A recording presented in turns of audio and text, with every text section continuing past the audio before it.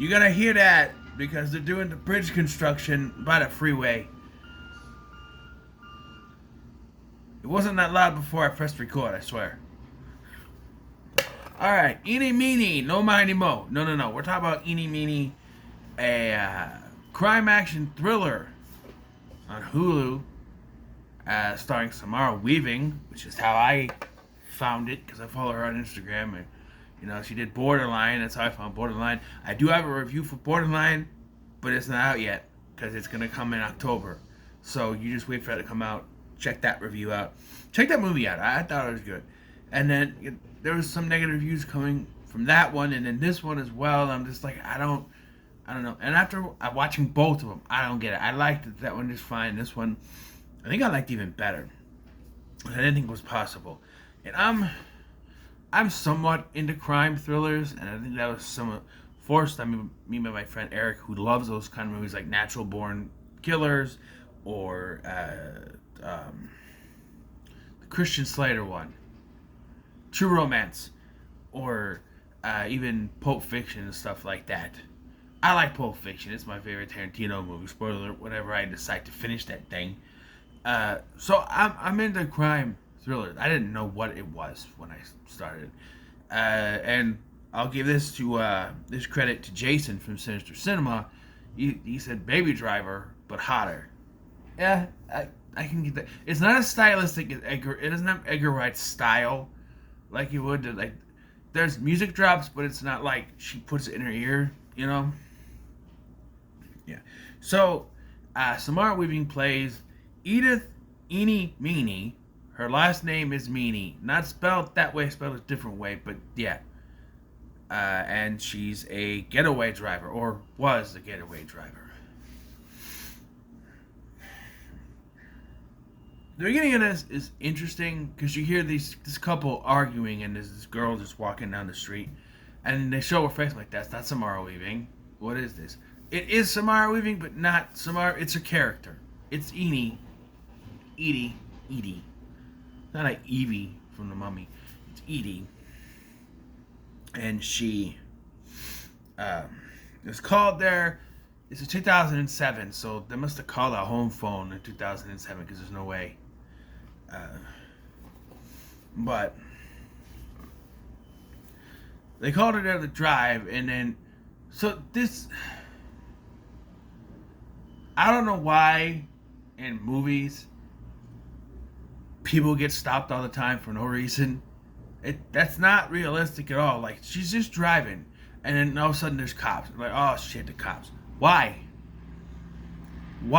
There's no reason for them to stop them. No one was doing anything wrong. Nothing. But instead of, she stops, but then the dad talks her into driving. And by the way, the dad is played by Steve Zahn. And I was like, okay, he's just in the opening because they explain later what happened. But then he does show up for a scene that really didn't need to be in here. It's like, at one point, they think they need another driver, but then he's in a wheelchair. But she knew he was in a wheelchair, so why did she go there? But she still asked him to be the other driver. And then he never comes back into the film again. I do feel like the film lost me during the last act. From a certain point where her dumbass boyfriend does something, it just sort of falls down because we can't have this guy get any redemption. You know, I thought we were heading for that. Because Samara Weaving and this other guy, Carl, whatever, they have great chemistry. And at least for me, I wanted to see it work out. You got this whole thing, it's 14. 12 years later, she's 33. That would be 30. Whatever. The actress is 33. Whatever. Said 12 years later, right? 10 would be 26. Plus 12 is 20. So she's supposed to be 27, 28. Okay. I guess. Anyway, and she's gone to community college. She has a roommate and everything, and she works at a bank. And someone tries to rob the bank, And when I saw this, I thought, oh, she's in on it, right? That's why she's casing the joint. She said, no, she's not. And to the point where it looks like she's going to stop the robbery, but as soon as she goes to grab the gun, she gets knocked out. And she gets taken to the hospital. And like, oh, we had to do a blood test, and you're pregnant. She's, braggers. Yeah, and she's like, what? And so it turns out when she lied to her friend, there's a bunch of scenes that establish character development, but I don't usually go through those. But she lied to her friend, said it's been like 70 years. Really, it's been like 3.5 months. So, because they hooked up or something. So now, the best friend's like, don't you tell him. Don't tell him. Just, you can do it. You don't need him. Just do it on your own. But of course, she can't help it. And she goes to tell him. And it turns out he's, well, he's not doing so good. These two guys that work for a mob are going after him. And they decide this guy's just gonna, like, she saves him. Like, she comes in and she's like, no, I'm not dealing with this. And she walks away. I'm like, good. Keep walking, girl. Just keep going. And she's like, goes back. I'm like, no, why? And because I did realize after this. Because, like, when she walks in, there's boiling water on the stove. I'm like, why? And it's a gas stove, so that's fire. That's not good. But that's for later. She comes back and splashes one of the guys with the water, and they go running out of there. And they decided, we gotta have this guy butt ass naked as he's running, so we gotta see some ass cheeks. Sure.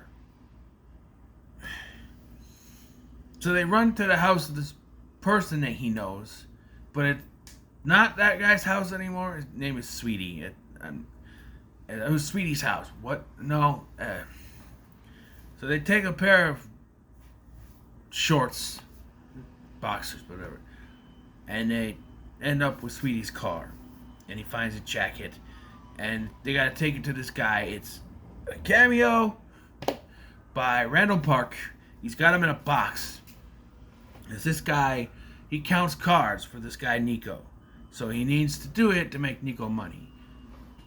Then, as they're driving to Nico, who's played by Andy Garcia, they're driving in there. They had an argument, and the guy tries to get out, and he's immediately squished by a car. And then they just drive off. Somehow, Andy Garcia knows exactly what happened. I was like, because like they get picked up almost right away. They get found, and they taken there, and like she's had enough, and she's gonna walk, and then she gets a call from him because he somehow knows she's also involved. I guess they saw her. I don't know, but like, yeah, it's like, right. So then they go to this gas station that he works out of, and Michael O'Malley is also there, you know, from Glee and Guts and Global Guts and Get the Picture, Nickelodeon guy. But anyway, he's on Figure Out for a while too.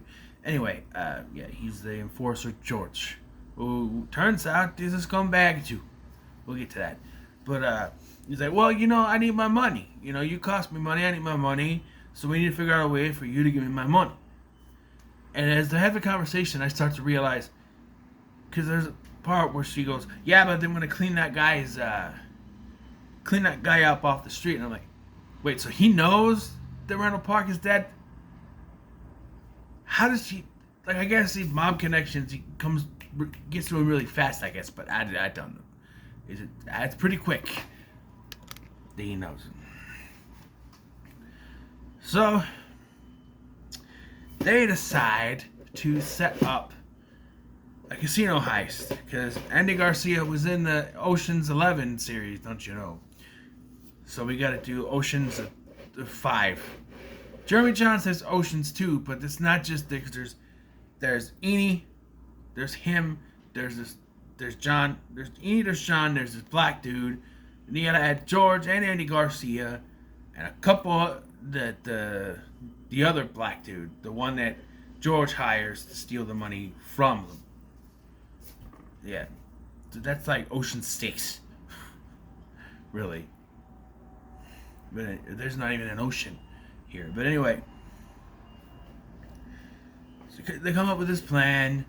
They're gonna steal the money. There's a contest, and prize money is inside a car, and they need to steal the car, and it has to be convoluted what they have to do. She's a getaway driver. And then once they realize that the other black guy is there, because they talked to the first black guy, he's like, hey, because they go to this bar, and really, there's a lot of scenes where they're just wasting time. He's like, oh, we gotta meet at this bar to discuss things, and then we waste time with John. Is like, hey, we're here early. I'm gonna go in and I'm gonna squeeze these guys out for money by playing pool. And then he comes up with coins. He's like, I got next. And they're like, whatever. And they knock his money off. I'm like, okay, that's it. Walk away. He picks the money up and he's like, next. And even though she's like, I do like that there's some chemistry there between them. They're laughing. He's dancing to stroke, man. They do it again. They knock it off again, and he ends up in a fight. And then the guys show up. Why couldn't they just walk in and have the meeting with the guy? Why did we need to waste about 8 minutes of screen time with that scene? And there's more of that too, because there's like I said, there's the scene where she goes to see her dad, which, other than kind of reconciles their relationship a little bit, or gives them kind of what do you call it? Not clearance. That's what I keep hearing in my head. Clear the consciences, whatever kind of thing. It doesn't do anything, really.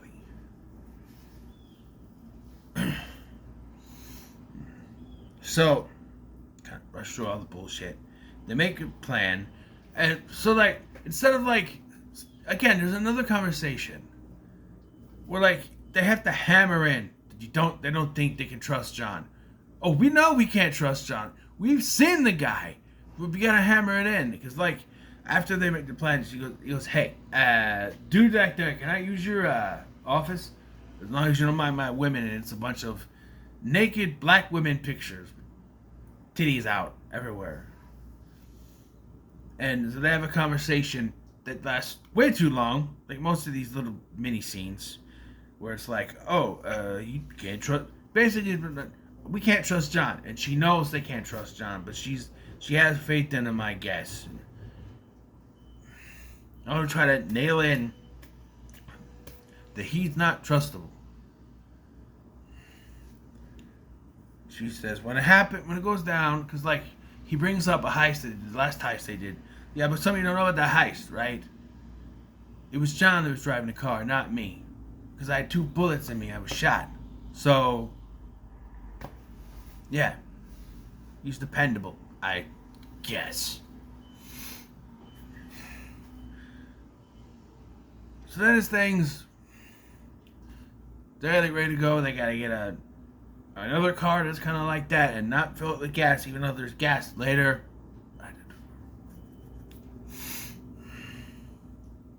Because the thing is, they don't fill the car with gas so that it's not stolen. So they're able to do it. So then we gotta have a not sex scene. They start to realize they still have a connection, and they start to get hot and heavy. We see Samara weaving in a bra. So there's that. Excuse me. But they stop, and before they can do anything, takes her shirt off, takes his shirt off, and then they stop, and that's when she confesses that she's pregnant. Took most of the movie to do that, did ya? Because the whole time I'm watching this, and they keep coming up with these plans, and it stops, she's got to do. Not once can she say, I can't do this, I'm fucking pregnant. What if she said to Anna Garcia? You can't include me in this. I'm pregnant. I can't get involved. Not once. Because otherwise it wouldn't be a plot. But the only thing I can think of, especially as a father, is she cannot be anywhere near this. She needs to preserve that baby. She can't. And there is a question whether or not she's going to give it up or not. And that's interesting that they didn't comment on that. They only mentioned abortion once, given the current landscape of how that is right now. interesting there wasn't any more commentary. They just mentioned it once. Like, what are you going to do? Pay for my abortion? Or whatever? To her friend? Who disappears from the movie. And I'm like, whatever happened to her friend? Like, the guy they meet at the club that was hitting on her friend, she calls to get the other car. So, I do like his baby mama. She's like, how much did he offer? And she's like, 40. Like, I think 40,000. Oh, you taking that money? You taking that money? You're gonna pay for our kid, motherfucker. She doesn't say motherfucker. She says the N word, but I can't say that, so I say motherfucker. You're gonna pay for our kid, motherfucker. Motherfucker, you paying for that? That's my substitute for the N word, motherfucker.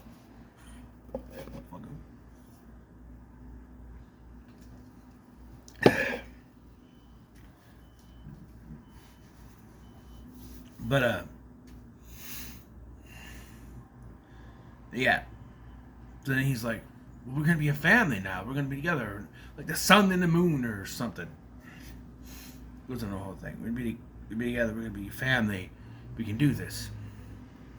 So they do the heist, and it just becomes a big. There's a couple of action car chases in this, and this is the big one. They end up on a racetrack, and like John disappears. You think he took off, but he shows back up again. And he gets wrecked, and then she makes the mistake of getting out to see if he's okay, and he's unconscious at the moment. And then the other black guy steals the car, not the chaperone either. I don't know his name. Perm steals the car that she stole. Right? But then they're able to track, after he regains consciousness, they're able to track Perm down, take care of him, take care of him, and then take the money from him. And just as they're about to finish the deal, John shoots the two they're supposed to deliver the money to and says, drive, step on it, go, go, go. And then they have a conversation where she's pissed. She's like, what the fuck are you doing? And even he freaks out. What the fuck is wrong with me? And then she shoots him. And I went, okay, what? Huh? What just happened? Why not just let him go? And I think I know why. Before anyone types it up, I think she kills him because she knows if she keeps him alive, she's just gonna keep going back to him. Though there could be so many complications by just shooting him. I'm just saying. And so we cut to Andy Garcia coming home, and she's just sitting there. And he's like, "Oh, eeny meeny, got my money." Yeah, he's like, "Why was Perm there?" He's like, "George," that's Michael Malley's character. He's been stealing me for a while, and I keep letting him do it. I don't know why. We grew up together as kids. Are they even the same age? I don't know. And they just keeps doing it to me, and I don't know why. It's kind of like they're kind of in the same area where they got people just leeching off them and mistreating them all the time. Hers is John, his is George. So they have a little conversation. She takes 20% instead of 10 and just takes off. She walks. She takes off. And we hear a gunshot indicating that Andy Garcia killed George. So I know he's got a name, Nico, but he's Andy Garcia to me. Andy Garcia to me, Jerry Garcia to Jeremy Johns, apparently. You know he messed up. It's in the comments. People thinking he meant the ice cream. Some people not even knowing who Jerry Garcia is. You need to get a lesson in rock and roll, my friend. Okay? Those of you who don't know, or too young to know, he's the lead guitarist for the Grateful Dead. So, Jerry Garcia, not Andy Garcia. Andy Garcia is an actor who's in the Ocean's 11 movies. And Max Steel movie, for some reason, I haven't covered that yet. I should, I don't know. Anyway, so then she walks, and we cut to some time later after she's had the baby. She walks, she's like a mechanic now, and she walks in. I'm like, she's still not showing you. I think you're supposed to think that she gave it up, but no, she walks in, and her friend is there. Her friend roommate is there, and then all of a sudden there's a little kid standing there. She's like, "Tell me that's chocolate." Oh, it's 50-50 with her. It's chocolate. Normally it isn't. Was she saying he eating his own shit? And it's like, I don't know, Thanksgiving or something. I don't know. All of her friends' family is showing up. She ain't got no family. There's also backstory, like she said when she was talking to the chaperone. Like when I was 15, I was on the street. My dad tried to sell me or something to someone, and it was John who saved her or something. That's why she keeps coming back. I guess if that's how they met. But yeah, I'll give it a pretty good. I liked it. You know, and I think it has to be a masterpiece. You know, you can. Yeah, I liked it. So, what are your thoughts on Eeny Meeny? Look how much like, share, and subscribe. Thank you for watching. I'm Sky, and I'll see you in the next one.